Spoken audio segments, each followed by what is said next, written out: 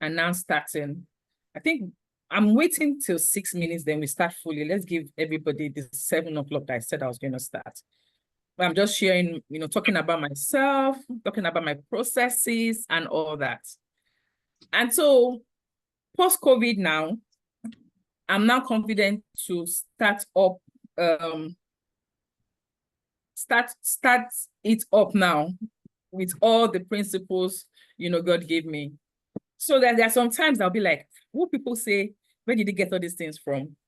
But what I liked is that God now brought real people along my way that I could, share. And then I got a lot of feedback, responses of having to use full scriptures, let the Holy Spirit teach you truly, because the truth is that he's the one that is he's our counselor. That's what the scripture said.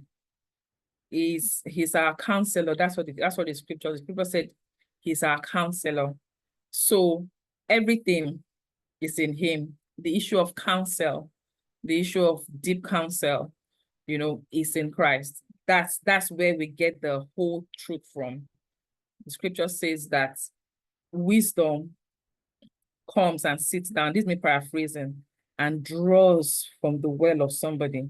And that well is the Holy Spirit, the well in us. Because scripture says that he's the light, that's Christ, and he's kept in us for eternity.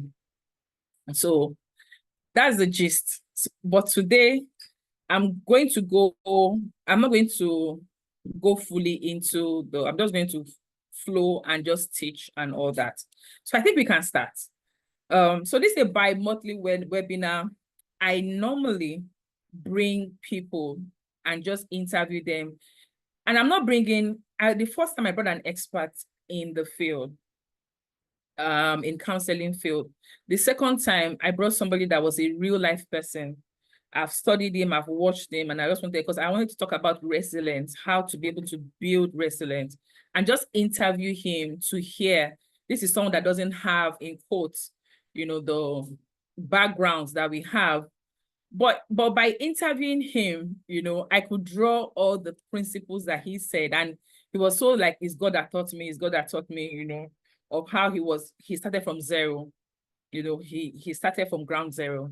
And now he's running a very good business. And I'm going to be doing that most of the time. I would come. So today is me coming to kind of bring clarity on all the conversations we've been having on the webinar, and also just teach truly, because that's what I want to do, teach really. And I hope today when we leave, we take something away.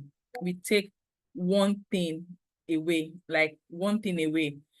The whole topic for today is win every day, how to gain clarity, in tough times, how to gain clarity in tough times. And so I hope today, we all leave. If you have questions, please drop your questions in the chat box, have conversations with me. I would surely and honestly pick your conversations up, and then we move from there. Okay. Ryan, it's good to see you. How are you? Thank you for joining. Fine, thank you. Hi. Hello. Hi. So let's start. I think we have 2 minutes to start. Yeah, let's start.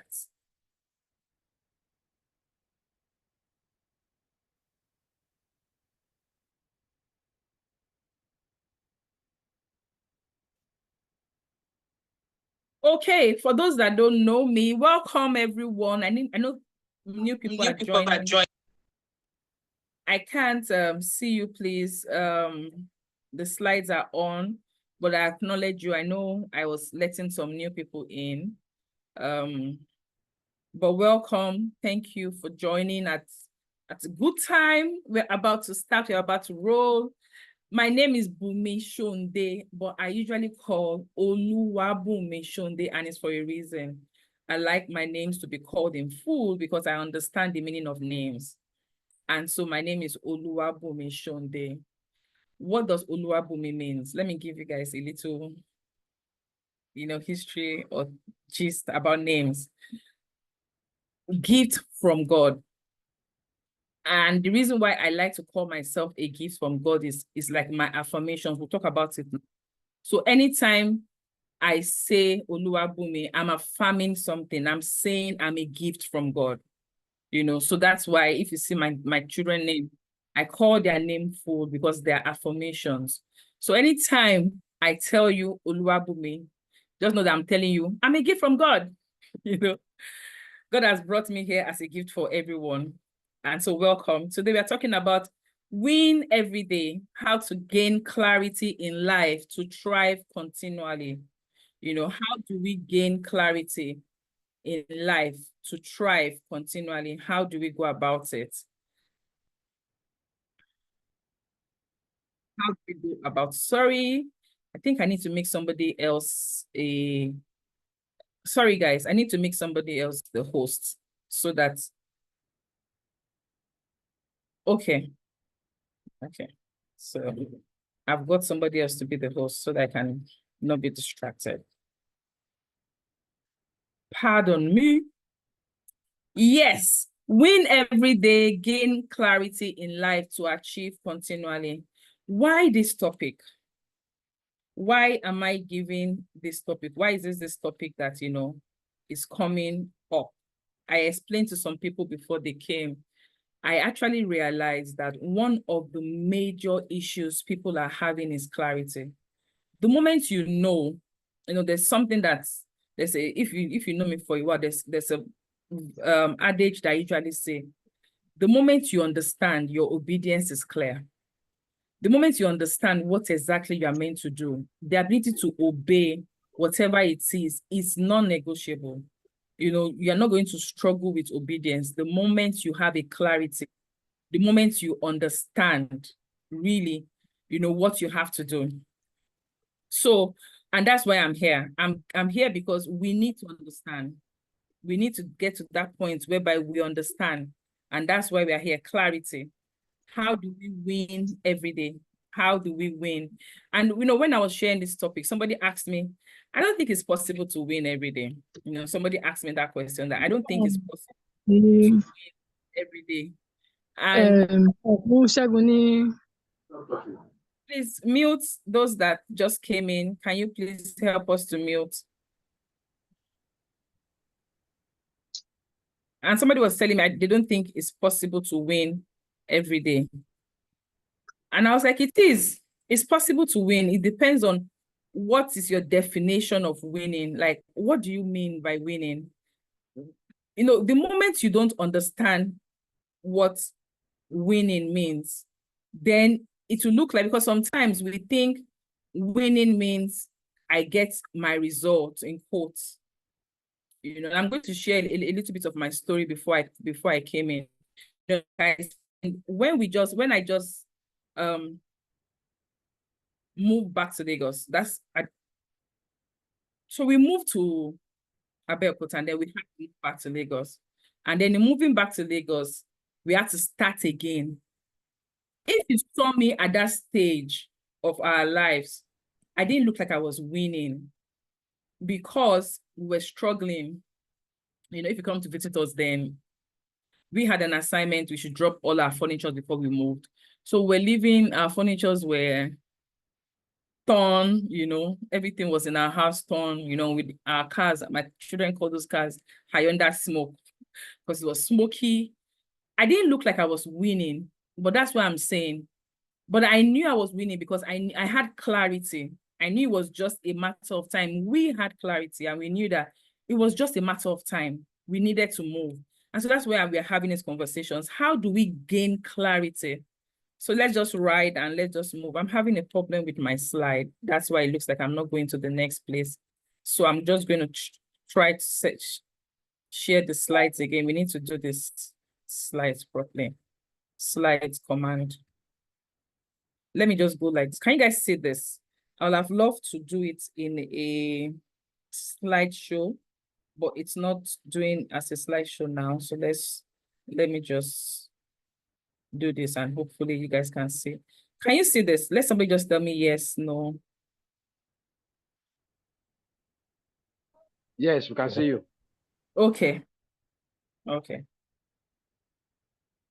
So let me just do this, hopefully. Because I'm having a bit of problem with the slide, which is technology that I didn't understand. Okay, now, it is lack of clarity that creates chaos and frustration, like I said. It's lack of clarity that creates chaos and frustration. Those emotions are poison to any living goal. And so a lot of times we deal with some things, like this quote just said, lack of clarity creates chaos and frustration. Those emotions are poison to any living goal. It didn't say any living being, right? Anytime you have a goal, take time, and that's what we're going to do today. Invest longer times for clarity rather than investing time to move. So sometimes we get goals and we want to move. And then along the way, because with every goal, challenges, with every goal come so many things. Goals come with their own peculiarity. But the moment you don't have clarity, what happens? Emotions will come, roadblocks, they become poison to your goals, right?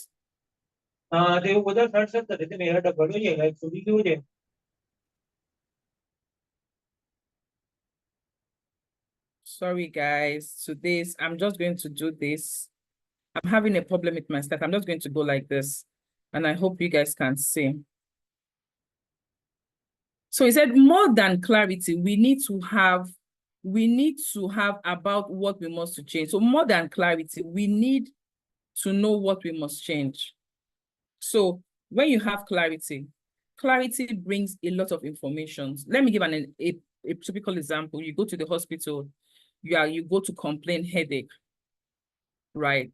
When you go to the hospital to complain that, doctor, I have headache, the first thing the doctor is going to do is gain clarity. What's he going to do? Ask you some questions. The questions is so that he can gain clarity. And if he doesn't have enough clarity, what does he do? He goes to do diagnostic skills, like get your blood sample. Why? He wants to gain clarity. And then the moment he gains clarity, he knows what to do. He knows what to change. So clarity, so when you are in a state of life, the first thing you have to do is clarity. And so once you know you have clarity, you know what you should change and what you shouldn't change about yourself. I'm talking about us. The moment you have clarity about you, your assignment, the seasons of your life. When I'm saying assignment, I'm talking about what do you come to do on earth? What are the things you came to do past time and past season? The moment you have clarity on it, then you know the version of me, can it produce where I'm going to? That automatically gives you a perspective to start knowing these are the things I need to change. These are the things I need to improve. And then these are the things I will not change. And sometimes maybe society or things would demand you change something. It is your clarity that determines what you have to change and what you don't have to change. Do you understand? That's what this quote is talking about. And so let's just go on to the topic. Clarity is the cornerstone of fulfilling and successful life. So the moment you have clarity, I don't want to define clarity. We all know, if we Google clarity, we will. So I'm just going, diving just straight into the information. But if somebody just asks, what's clarity? Clarity, I just say clarity is the truth. Clarity is seeing with your eyes clear. And let me give a vision of what clarity means. Clarity means you are in a situation or a season of your life with your eyes open, and then you can see, and then there's light there. So every time, imagine that thing, I'm in a room, there's lights, and then I can see, because sometimes there can be lights, but you can't see. I don't know if that's happened to you before. Everybody else can see it, but you can't see it. So clarity is having both. There being light, and then you seeing that light. It is about understanding your goals, values, and purposes. And sometimes people ask this question, what are my goals? What are my values? What are my purposes? I might not discuss it now, so let me just, reach on that. One major thing we have to know that per season, per time, per maturity, per informations that we have, our goals, our values, and our purpose change. They change per time. So you can, and goals, you can have so many goals in different dimensions of your life. So now I am a wife, I'm a mother, I'm a professional, I'm a believer, I'm so many things. My goals, I have to have different goals for each of them. My values most of the time are always the same, because the values are the things that are mental. So my values are the fundamental core of who I am, and that's what drives me. My purpose is what I want to do, how, like the focus of me, how I'm going to do that thing is my purpose.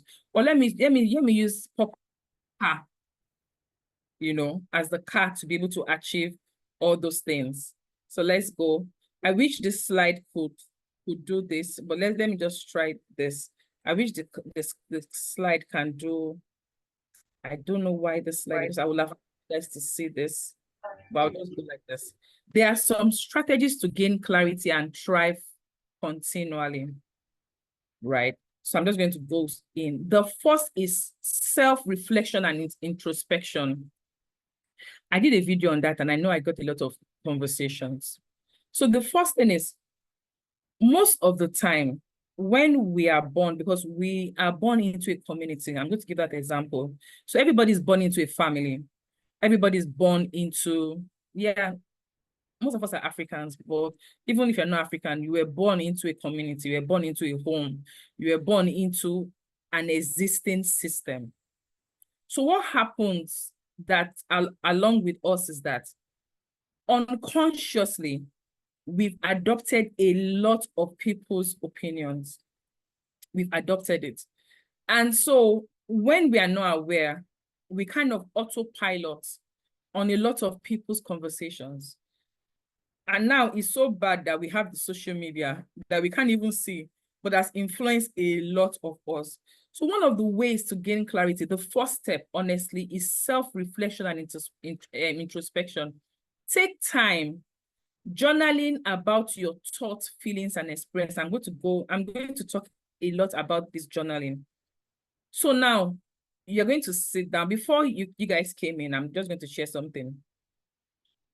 I was talking to, a friend that came in a bit earlier than a lot of people. And I was like, I don't know, today I'm a bit nervous, about today's topic. And she was like, why?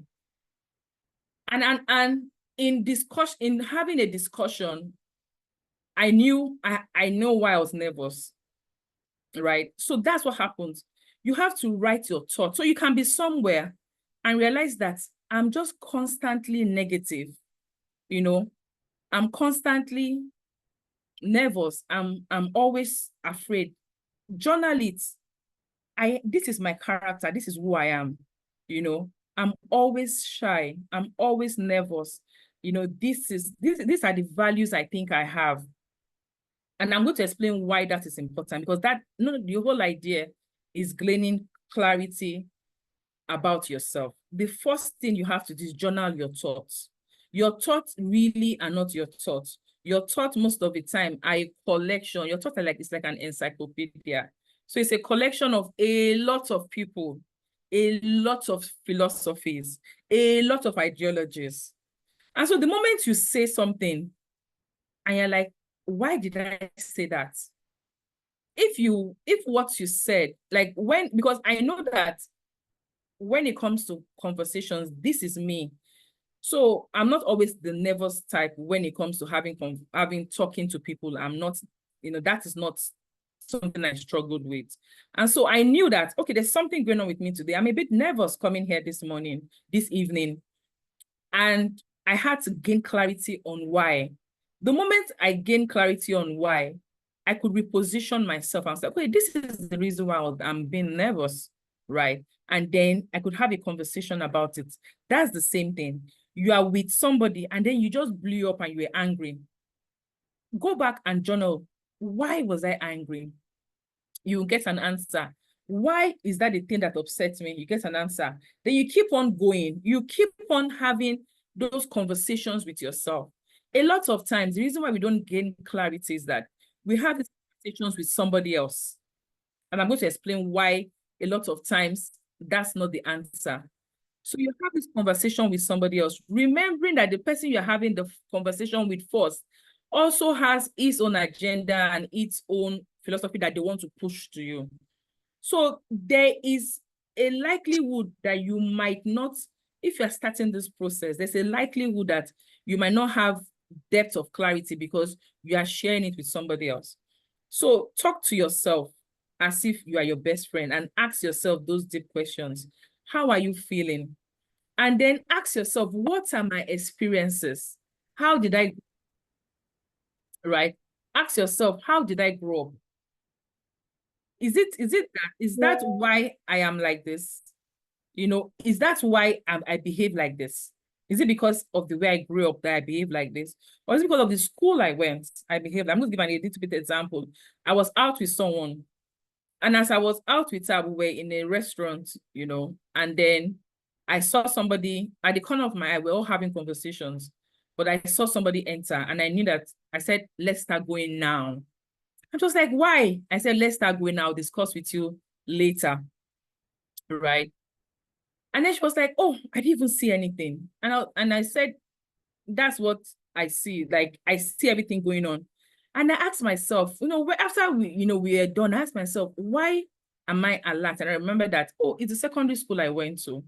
I went to a secondary school that we have a lot of mix of various social economic background. So it keeps you are kind of unaware. We learned a lot of characteristics from a lot of people, right? So my vigilance, then that didn't only end. I was in school around the seasons that we were doing about military and, you know, democracy. So in our school, then I went to an only girls school. So anytime there's riots, people always, you just see our school full of, you know, the opposite sex males coming in.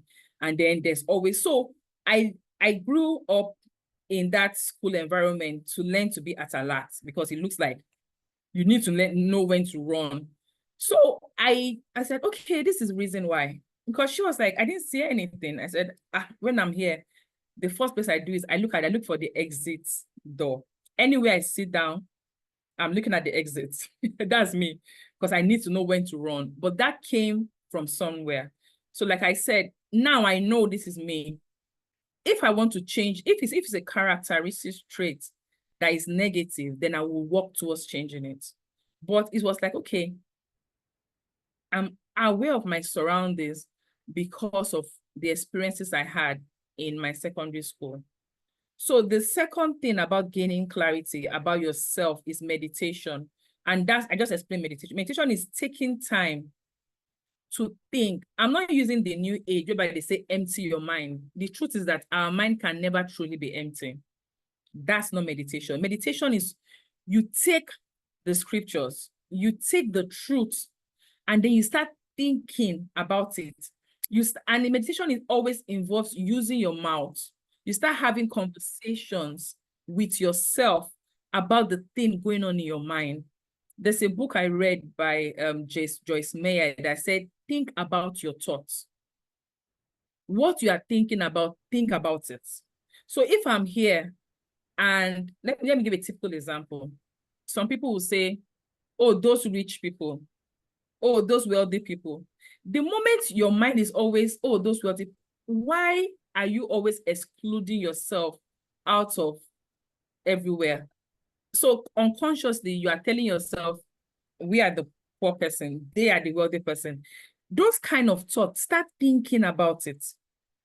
And then the other one is spend time in nature to disconnect from distractions and gain perspective. I'm going to go a bit that into when it come to our social media age.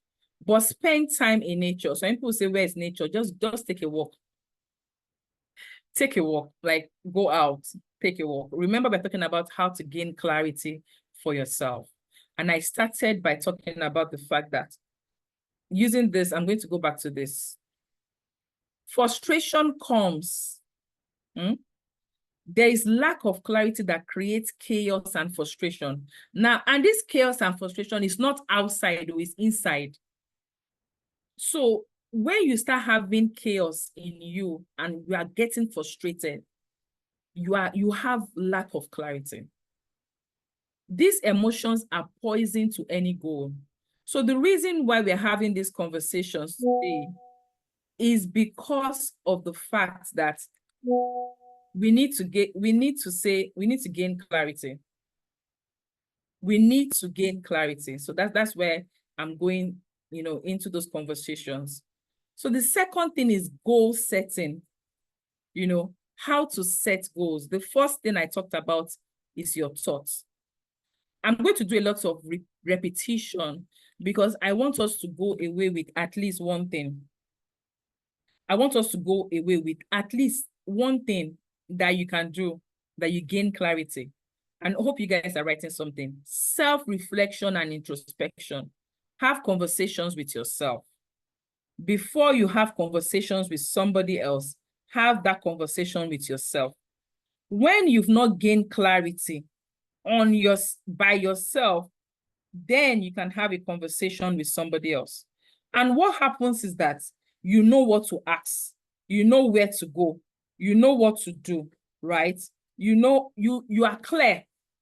So even in seeking advice, once you know what to ask, you know who to seek advice from, you know who not to seek advice from, you know what exactly you are asking, you know how to ask questions. So the second thing is goal setting. And a lot of people will say, why do I need to set goals? After all, I'm in Nigeria. After all, I'm not in Nigeria. After all, things change. Yes, things change.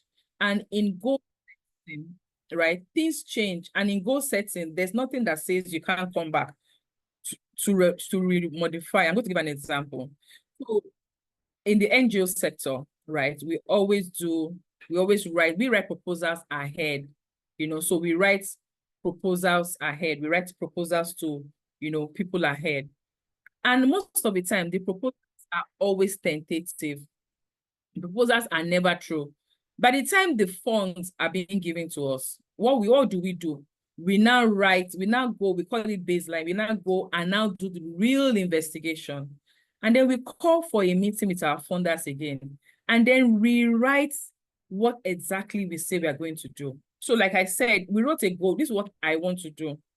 But by the time I got the fund, I went back into the field and then everything changed. And I come back again and have those conversations. Have the same thing with yourself.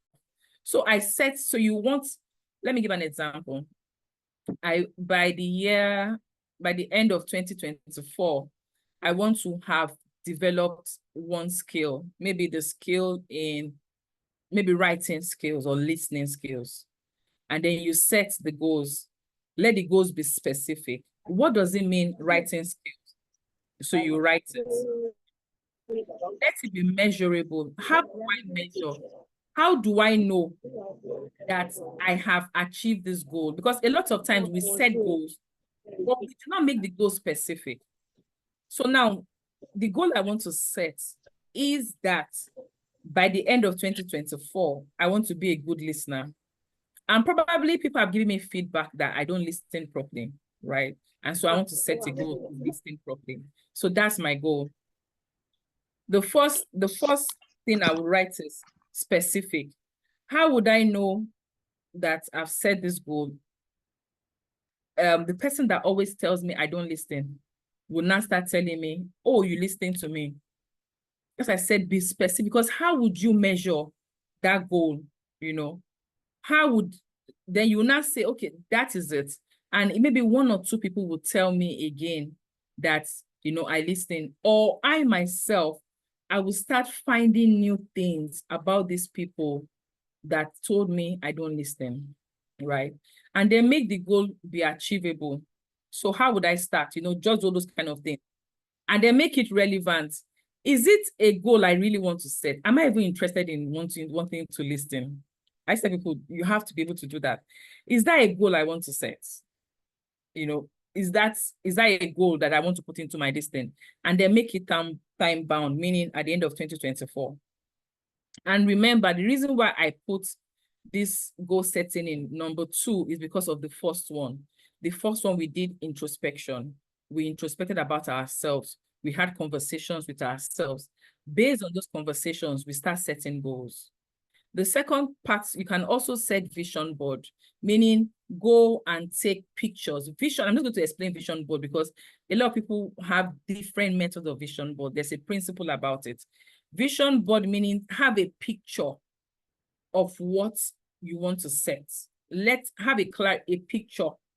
Some people gain clarity by either their sight, and in the first thing you've done in the beginning, you would know who you are. You would know if you are somebody that when you see is when you believe, or when you hear, or when you speak.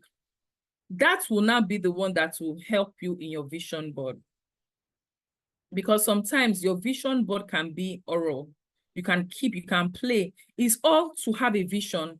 And the vision is not a vision of sight. The vision is most of the time a vision of the mind. Have a picture in your mind of what you want to do. Then break it down. Divide it into smaller goals. This is so important. Break it down. Before everybody started, I was giving a brief about, how I started.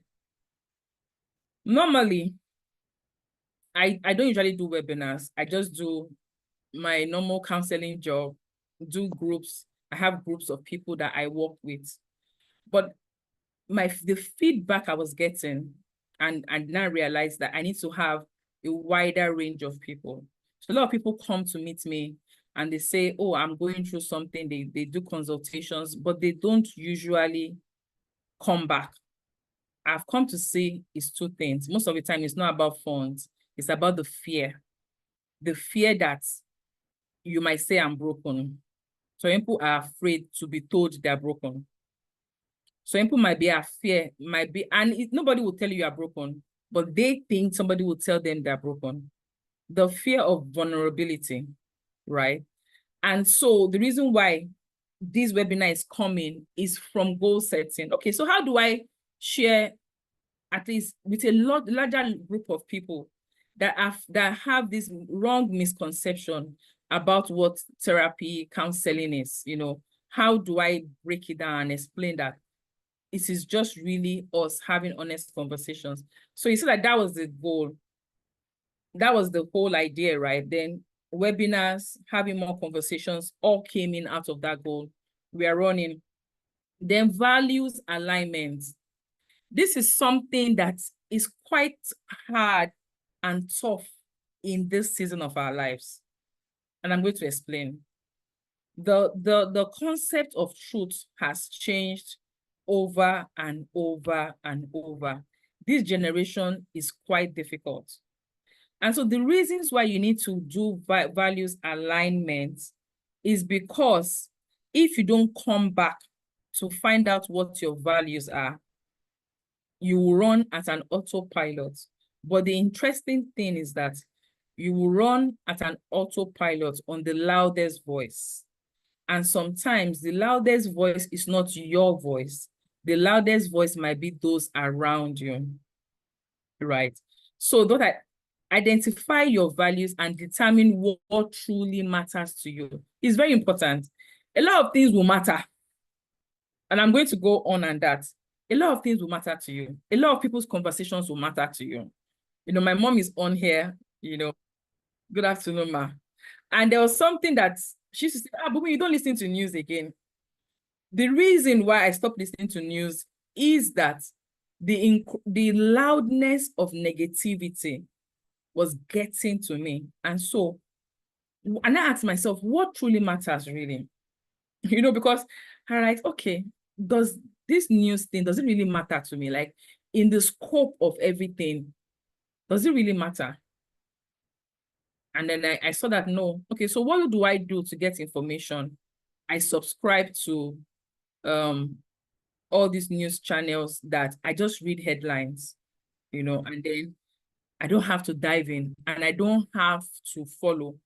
Identify your values, what truly matters. Like I gave an example about, how when I studied therapy and all that was a lot of new age. I knew I was meant to do that, but I also knew that I had values that were more important to me And so being able to re-identify and do value, redetermine your values. Like those things, you cannot negotiate these things. A lot of times people will say, I can do either no. If you want to gain clarity and move faster, most of the things I'm having a conversation with you about they are non-negotiable. And I can tell you from truth that the moment I started being conscious with these things, the speed at which I was getting results was now faster. So identify your values. And I'm going to talk a bit about identifying your values. Sometimes your values can be the ones you grew up with, can be the ones from your religion, can be the one from your culture, can be the one from your friend, your social circle, can be the one from social media, and you don't know. So re-identify your values. And sometimes some values are not reinforced because you yourself, you've not reinforced it to yourself. Let me give another example. So there was a time that I was working somewhere, and then there was now the issue of I'm trying to be discreet. There was the issue of funds and having to do a lot of funds adjustment and readjustment. Interestingly, I needed that funds at that time because we just had a major move, right? And so the temptation to do that thing was high. And I almost accepted. But by the time I had a conversation with myself, I realized that it was a value thing rather than an urgent thing. So I was able to go through the punishment in quotes of not accepting that funds thing and stick with my values. And the only reason why I could stick with my values was because I knew my values. I knew I had an understanding of what my values are. That's where I'm going to talk on values a bit because it's quite important. Because sometimes you say, okay, I have these values. Let's use Christianity because I'm a Christian, right? So the values of honesty, the values of love and all that, you have those values. But if you've not had a conversation with yourself about what your values are, situations will come and the urgency of your life will make you choose contrary values before you realize that, oh my God, why did I? So a lot of values are alignment. If your values are family, then you will know the things you're going to do. The moment there's a value clash with your family, you can easily make those conversations. Then align actions. Ensure your actions and decisions are consistent with your values. And the only time you can align actions is when you yourself, you are aware of what your values are, right? You are aware of what your values are. You believe in your values and you agree with your values. And because it's very important, because you can be aware of your values and then you might not agree with your values. Because it might be the value, maybe the value that was imposed upon you. Maybe the values that you thought, oh, these values are nice because it should be nice to do it. But identify your values. If you see that these values are nice, but I don't have it, then those are the things that you will start making honest conversations with yourself about how to change it, how to improve about it. The reasons why I'm staying on this thing a lot, this values thing, is based on, when I work with a lot of clients and we start doing a lot of assignments. And then there's the issue of but. The reason why you can have but is because you are not clear, right? The moment you are clear, the moment you have clarity, a lot of times you can deal with the difficulty. And then you can make the actions to start aligning your actions because you have to ensure that, that the whole idea is to get clarity and move, right? So you have actions and decisions are consistent with your values. That's the issue we have a lot in people talk about Africans a lot. We say we are something, our actions and the decisions we make, remembering that our decisions are always, they always happen to us almost as an impromptu time. You don't, opportunities and situations come to you almost as an impromptu time. Is the values that you've had a conversation with, is the values that you've embraced, is the values that you've agreed to bind yourself with that would drive your decisions. Values are drivers. They drive you, they push you, they propel you to either move here or move there. And then seek guidance and support. A lot of times, mentorship, find a mentor who can offer advice and guidance. A lot of times, I'm going to stay on this mentorship a bit. When you are clear about what you want to do, when you are clear about how you want to go, when you've taken time to do your introspection, I'm going to go back to it. After I'm done, I'm going to go back to the introspection and I will stay on it and teach us how we should do the introspection, because that's the beginning. You have to take time, and I would, give tips and on how to do that. Then you will know how to look for a mentor, because sometimes our mentor could be somebody that we see physically. Our mentors could be somebody that we go take their resources. So mentors doesn't necessarily have to be, a live human being. It would be beautiful if you find one. But because sometimes they'll be like, oh, I don't have a mentor. So no, you don't, a mentor doesn't have to be somebody you see physically. It could be that. For me, when I started, I had to get a lot of resources. I didn't have a physical human being, except the Holy Spirit and the Bible, and then my counseling work, right?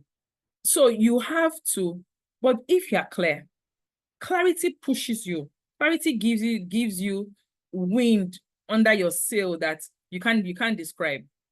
Even though you're not seeing, in quotes, the result, even though the result is not something you can see. When we get to, no, let me talk about that now. So result, I asked in the beginning that somebody asked me, is it true for us to win every day? And I told the person yes. And the person was like, they don't believe that. So we had a conversation. And it's because people think winning means you must see a positive result. Not realizing that when you start this journey of gaining clarity, a lot of times you would ask yourself, why exactly did I start this thing? Like, who really sent me? Everybody's, because it will almost make you take the hard road, have difficult conversations with yourself, have difficult conversations with people around you. A lot of times you remove yourself from places. You would do a lot of readjustment. You would have, in the beginning, you wouldn't have successes. And so that is why, I was saying that finding a mentor is a bit tough, because sometimes when you get a mentor, that you yourself, you are not clear about why you want this mentor. Probably the mentor is someone that you liked. Maybe you like how they dress, or you don't like how they dress, or, whatever it is that you like about them. Imagine now you are on a place of finding clarity, right? Your ground is not yet settled. You are neither here nor there with your own life. And then you now present that your raw state to somebody else.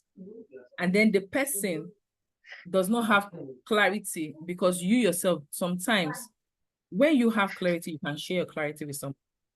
And so you are in a journey of finding clarity yourself. Then you now bring your vulnerable self for you. Most of the time, people at that point, their goals die, their visions die. Why? Because they carried their baby.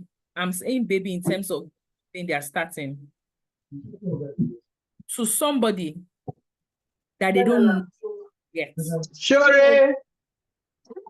So seeking advice. Seeking Come advice. live. Can people please mute? Okay. So seeking advice and seeking clarity, please, when you are going on this journey, take time, do due diligence to find out who is the person you want to seek advice from. Support groups, connect with others who share similar views and experience with you. Now, how do you know they share similar goals and experience with you? If you yourself your goals and experience. You see that a lot of things go back to number one. Then I beg everyone, Africans, Nigerians, seek professional help. Go meet somebody that you are aware that knows what they are saying.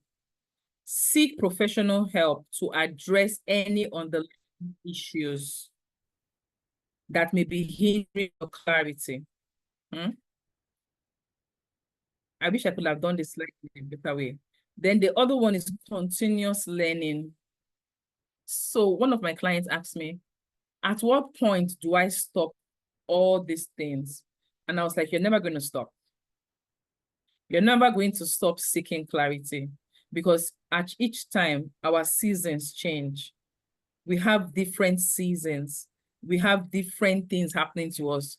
We have different people approaching us. We have different things happening. Like at all times, we are always not on a constancy. So ensure that there's continuous learning. And you ask, learning about what? Learning about yourself. I'm really going to, today I said if it's one thing that you take away from there, one thing that if you didn't remember anything I say, be your friend. Learn about you. Who are you? Why are you like this? Why do you think like this? Why do you behave like this? What is happening with you? So continuously learn about yourself. And it is when you learn about yourself, then you can now bring in other things to improve yourself, improve your goals. A lot of people say they want to make friends. There was this hype about friendship on social media for a while. And people are like, oh my God, I wish I had good friends. I wish I had this. And a lot of people were giving examples of why they couldn't have good friendship. Most of the time is because you yourself, you are not your friend. I asked somebody, if you were going to be your friend, if you want to introduce yourself to yourself, are you going to be a friend to yourself? Are you going to befriend yourself? And the person was like, nah, I don't think I'm going to do that. Right? Or you ask yourself, are you going to even allow, if you were on the other side, are you going to allow yourself what you are doing? And the person was like, no. So that's to show you that, have those conversations and then expand your knowledge about yourself, knowledge about your environment, knowledge about the seasons of the life you are living in, right? Stay curious and explore new interests about yourself, about the people, the family, people you are doing life with, your spouse, your children, your extended family, your nuclear family, your parents, extend, learn. Do not go with, this is who I am and everybody should take it like that. And a lot of times we do it. We do it, this is who I am, all of you just accept like that. You can't even accept that for yourself. So don't even use that eye to look at a lot of people. Skill development, invest in personal and professional development. Mindfulness and present moment awareness. So this might be hard for a lot of people to have a conversation about, but we're going to do it. Focus on the now. Avoid dwelling on the past or worrying about the future. I myself had a problem with this conversation before because I'm somebody that like to project ahead. I like to plan ahead. I like to do a lot of things ahead. So when I started getting the nudge from the Holy Spirit to start focusing on now, it was a bit difficult for me because I was like, that didn't work. But I realized that I could learn from the past, but I can't dwell on the past. But I'm going to go here. If you are somebody that you are of the personality that you don't forget things, so people like that, they literally don't forget things. What somebody have told them when they were, so some people, somebody have told them, oh, your head is big in primary school. They remembered how the person said it. They remember what was being said to them. They remembered all those things. You really can move and have clarity if you don't know how to focus on the now, right? You learn from your past, but you don't dwell on your past. You look at the past. Look, it's like you are going forward. You take a look at the past. Observe yourself. Observe you in yourself. A lot of times we observe people in our past. Let me give an example. Sorry, please. So now, you were somewhere and you had a disagreement with people. A lot of people have conversations and they remember what the person did to them. I always tell people, you cannot change people. You do not have the power, you do not have the capacity to change anybody, but you can change you. So how you can dwell on the now and leave the past is, ask yourself, what version of me allowed me to be in that situation? So let's give the most typical example that I have.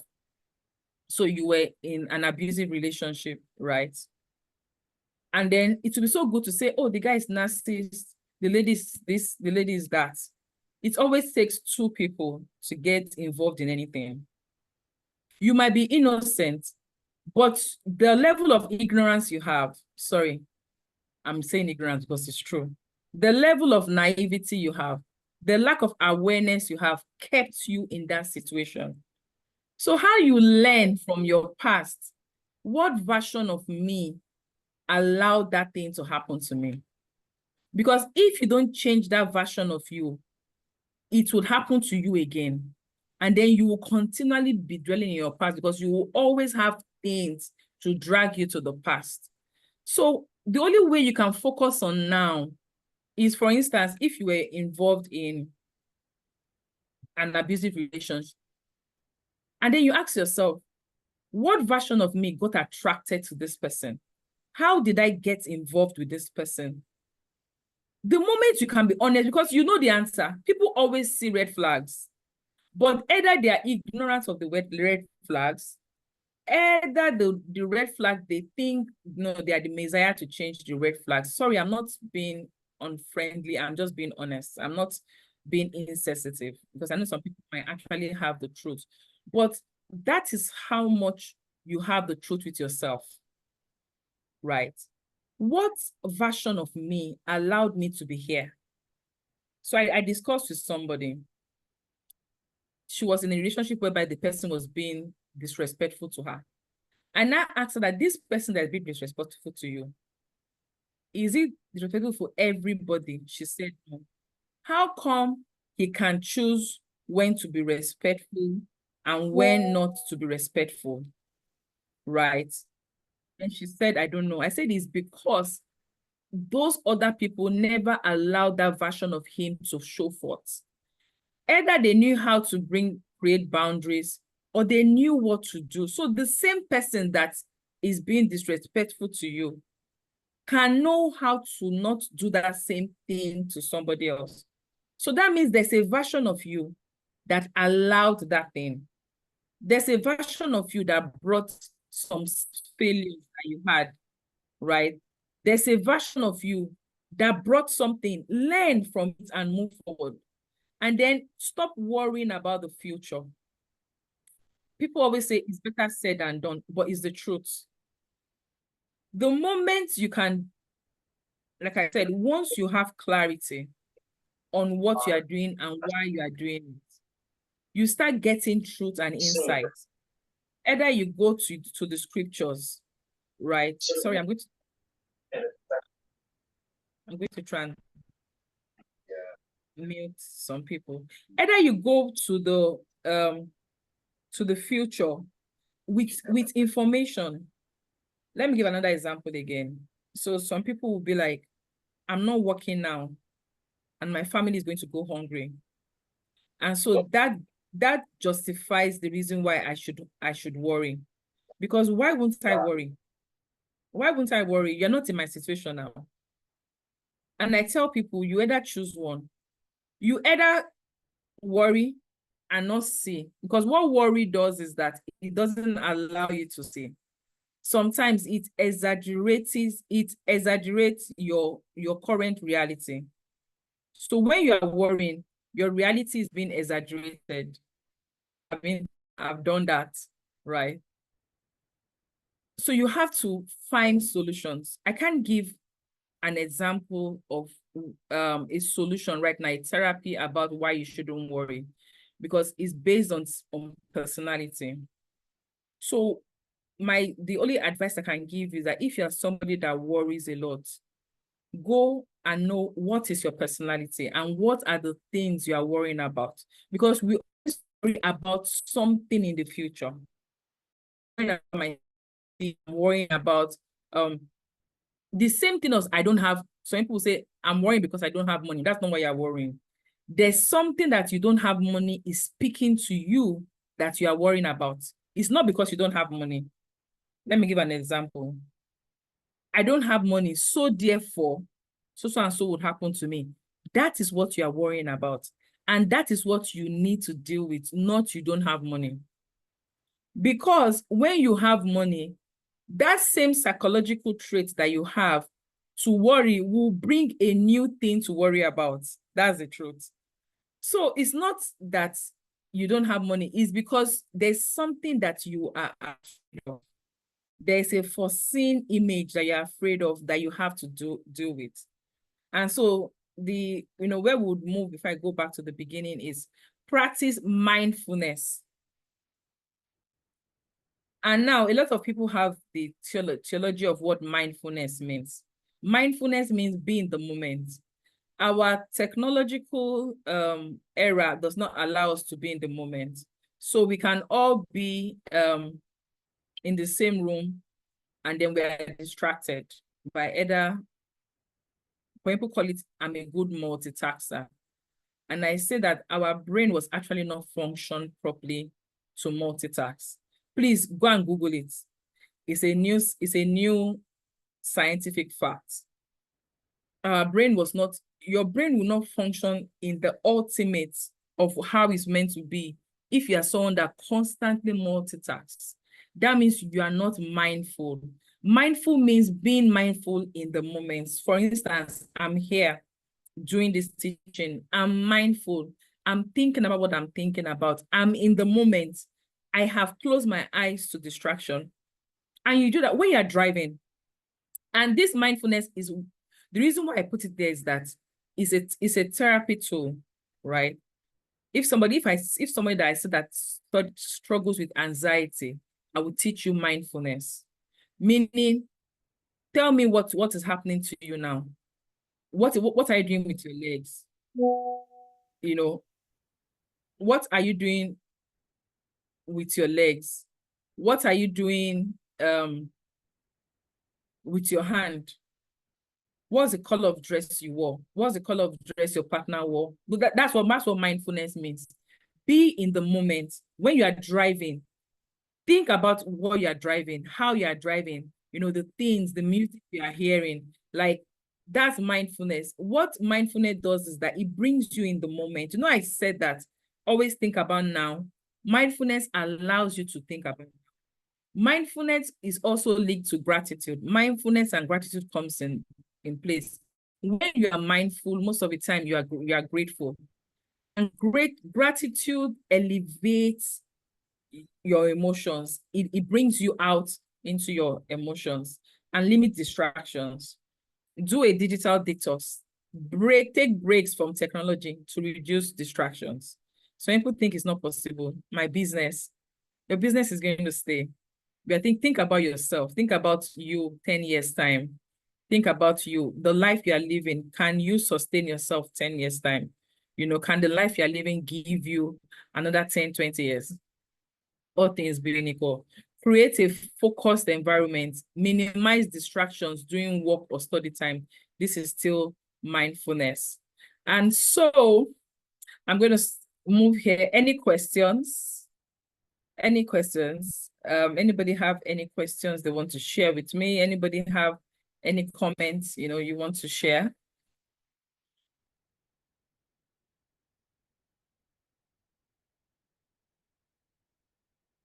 Is mindfulness opposed to multitasking?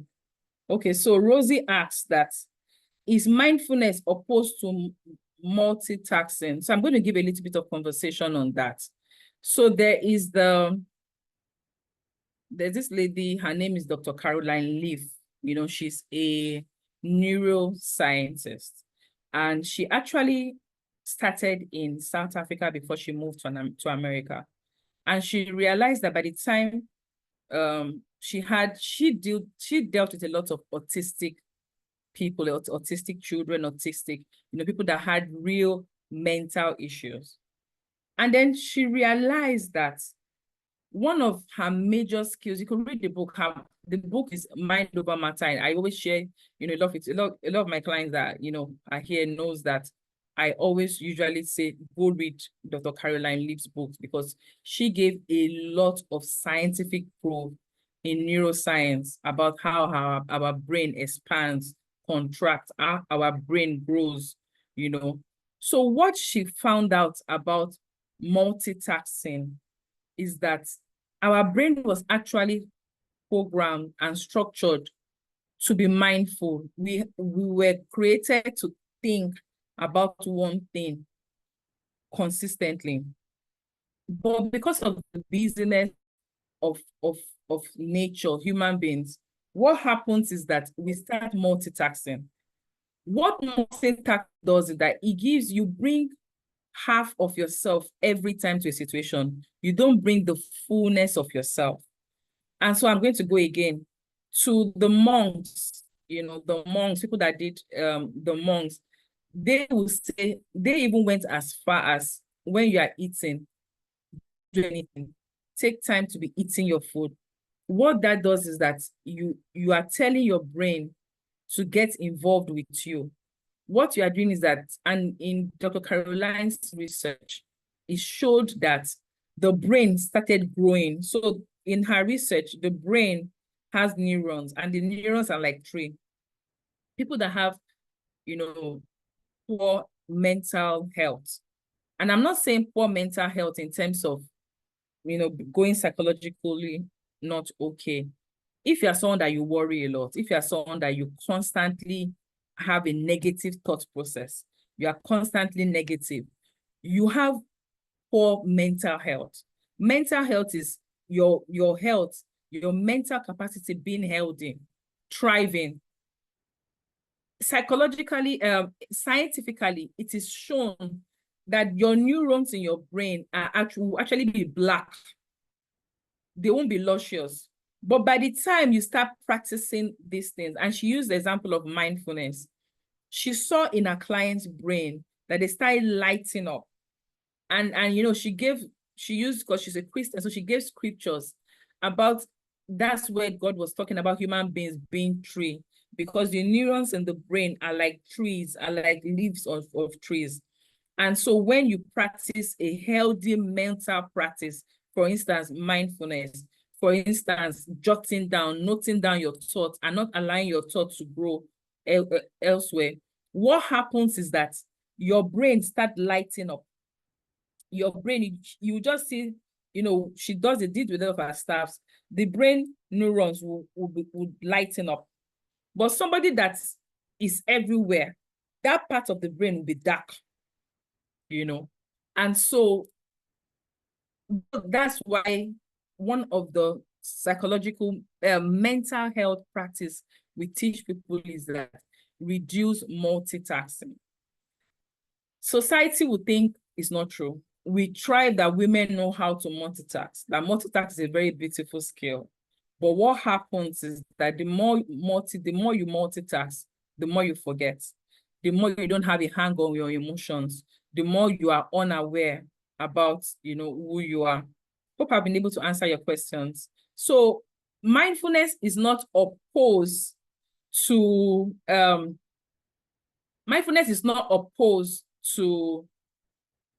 multitasking.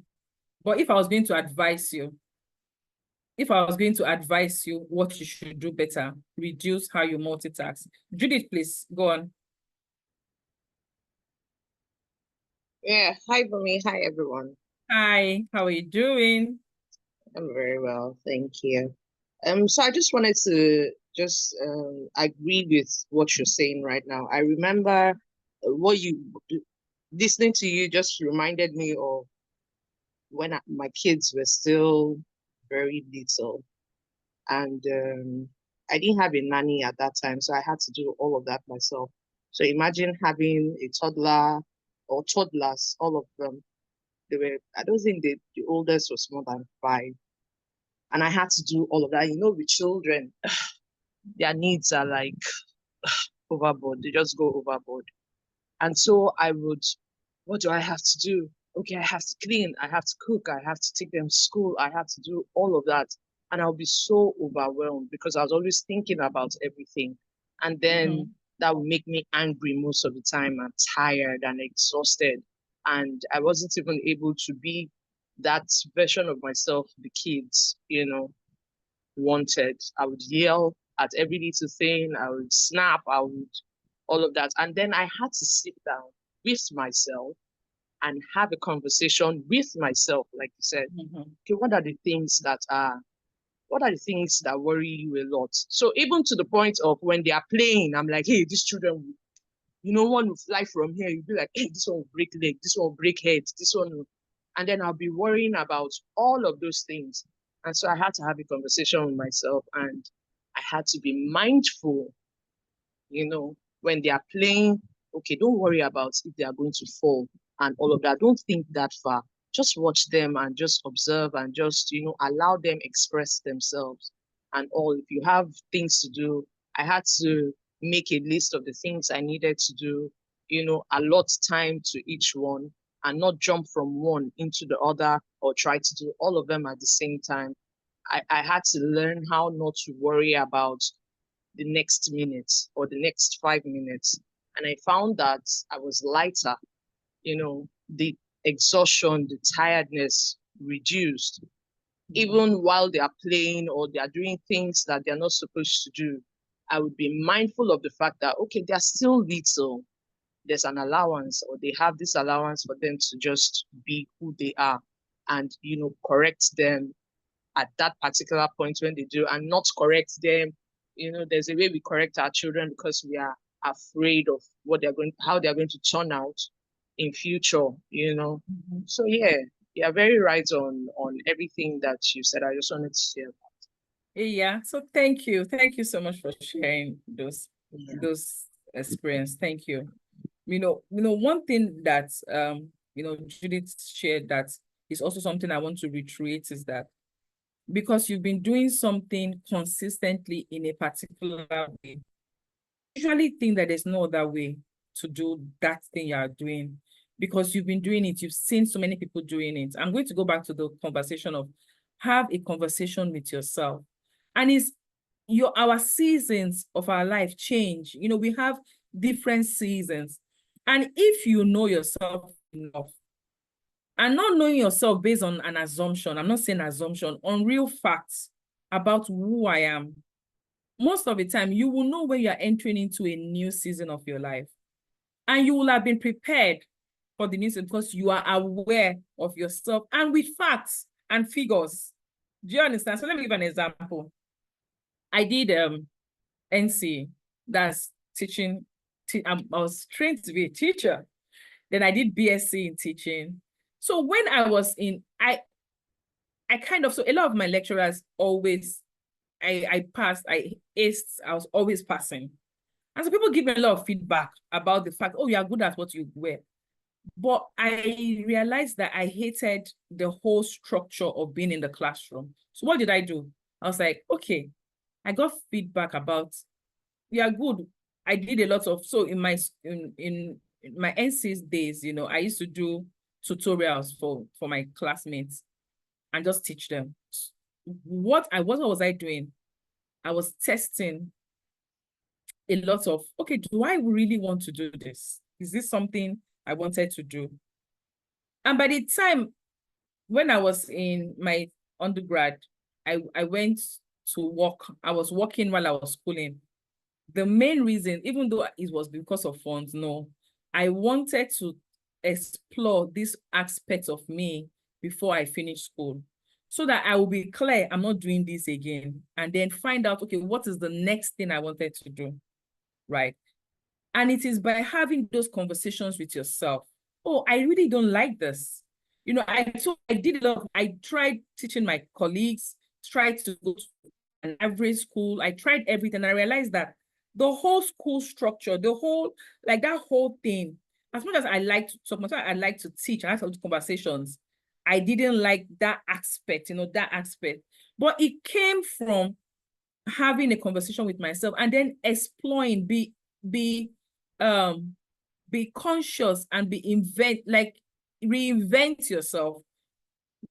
So it's your seasons change, and for every time your seasons change, you have to have a conversation with yourself, and don't have it oral, because I want to really talk about that. Journal about yourself. Somebody was just talking to me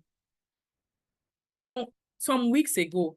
I was like, I opened my job 2 years ago, and so many things that she jotted down is happening. And just like, oh, you know, oh, even the things God told her is happening. Just like, ah. So journaling has a way to give you perspective about yourself, because we are in a world whereby things move, things change, and we might want to be tempted to run with the way things are running. But when you are aware with yourself, you give yourself that pause to say, no, I'm not doing this. Even now to this, I want to know why I'm doing this, you know. So any other question, please? I know Rose wrote another question down. So it is not advisable to watch TV, read books, and eat. Like I said, if truly you want to use mind as a therapy to heal your mind, no. The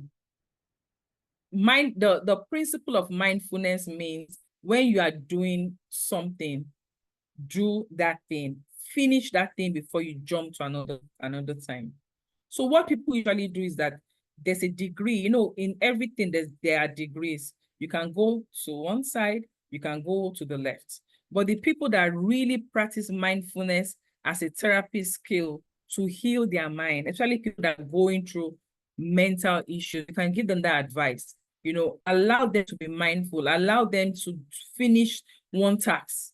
You will start seeing that if they are consistent with it, you will see growth. You would literally see growth in that. 8 minutes out before we leave.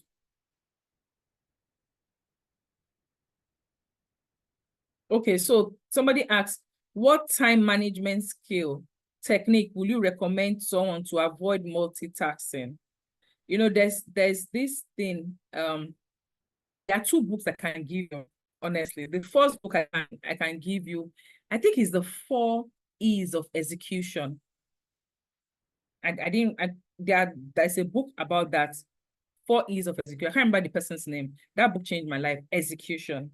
Like, so and then there's another book about eat the frog.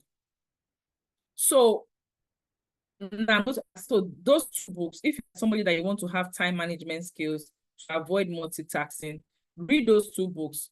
4 E's of execution. I think that's the book. 4 E's of execution. I think so. And then Eat the Frog. So if you are somebody that you want to manage your time, yes, Eat the Frog by Brain Tracy. Thank you. So what you do is that it's called scale of preference. You do a scale of preference about all your tasks. Judy gave some of the examples, what she said. You do scale of preference about all your tasks.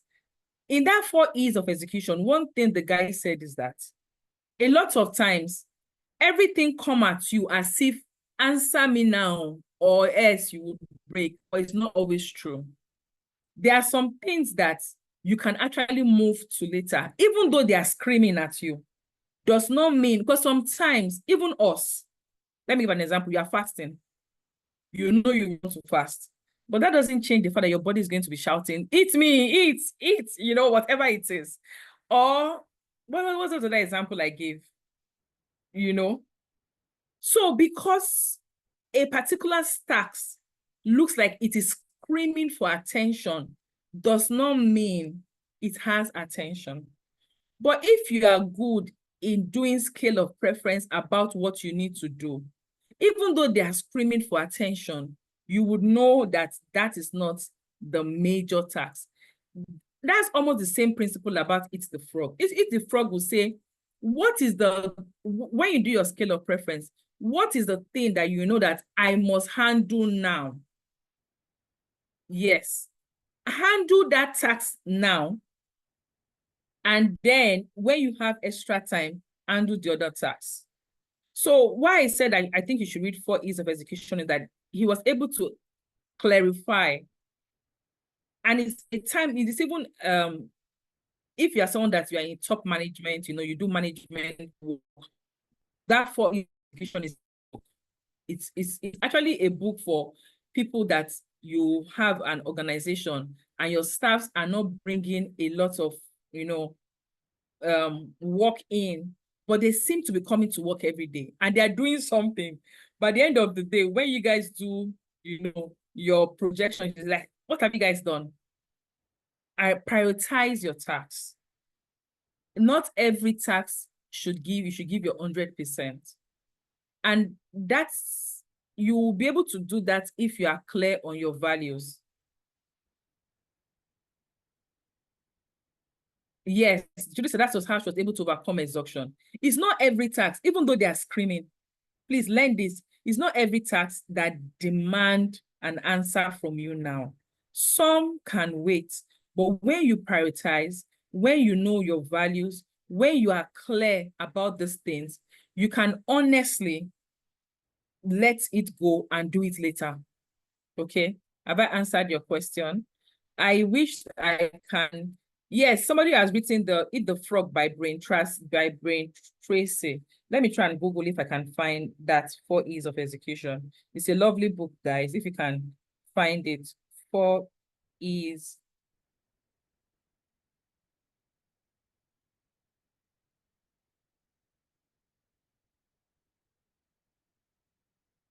If I know who's asked the question, I can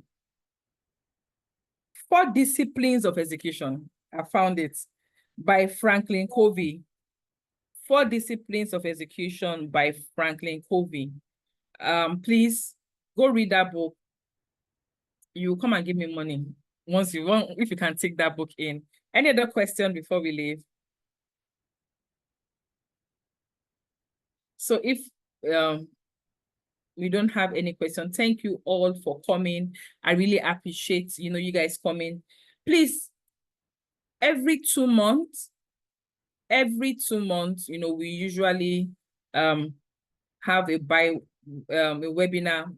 I think I'll be bringing somebody else the next time. I'm not sure who I'm going to bring, but the next person I'm bringing is going to talk about how they are able to go through all these examples. So what I did is that I'll just pick one of these principles we talked about and bring somebody that we can see results, right? The results might not usually, so please, let us not be result driven, because sometimes result doesn't mean the person is doing something, but I will bring somebody that we can see result and the person will share with us, how they've been able to use combination of, life skills to be able to, achieve what they want to achieve. So thank you, everyone. Please join, my social media handles. I'll be doing a lot of videos and having the conversations. Thank you. It was lovely having you all here. Thank you for your lovely comments too. I appreciate it. I'm seeing it here. Have a lovely day, everyone, and see you.